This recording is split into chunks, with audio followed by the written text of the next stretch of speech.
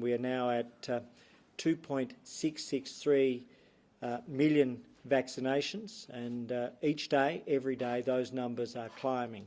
More Australians are coming forward to be vaccinated, more Australians are being vaccinated, and that's greater protection for them and for the nation.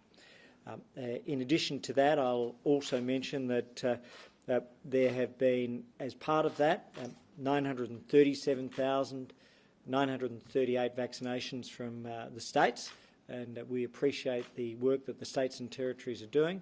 And at the Commonwealth level, and Eric will give you more detail on this, 1.725 million vaccinations, and that's obviously being driven by the GPs and our aged care providers. So very important developments.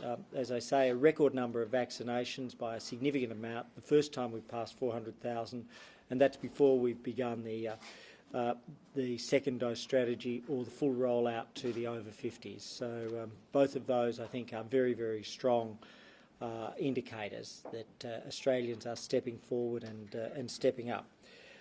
Now, I would also like to speak briefly about cases. We know that we are in a fortunate position in Australia. The global pandemic continues to rage outside of our borders, and yet we've again had 0 cases of community transmission today. That's 81 days this year of 0 cases. And there will always be challenges, and I think it's very important to understand this, that there will be days where there are cases, and we see them from time to time.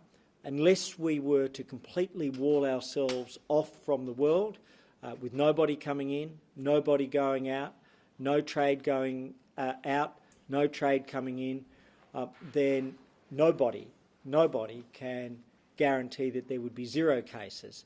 But what we are seeing is, with arguably the strongest quarantine system of any in the world, we've now had 81 days of 0 cases of community transmission.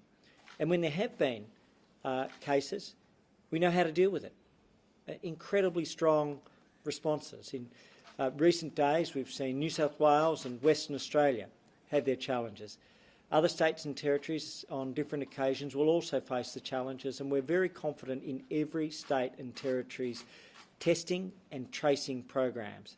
But these have to be supplemented by these 4 rings: quarantine, testing, tracing and distancing, and ultimately we have vaccination to prevent the spread of COVID. So that's the strategic environment.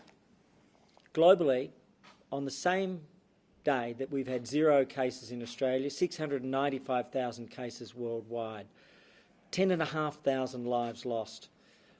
And in India, where there's such immense distress, over 400,000 cases again, over 391,000 cases on a rolling 7-day average, and agonisingly 4,000 lives lost in the last 24 hours, and over 3,800 lives lost a day on a rolling 7-day average. And so we have already provided an initial humanitarian provision and airlift in terms of ventilators and in terms of oxygen concentrators.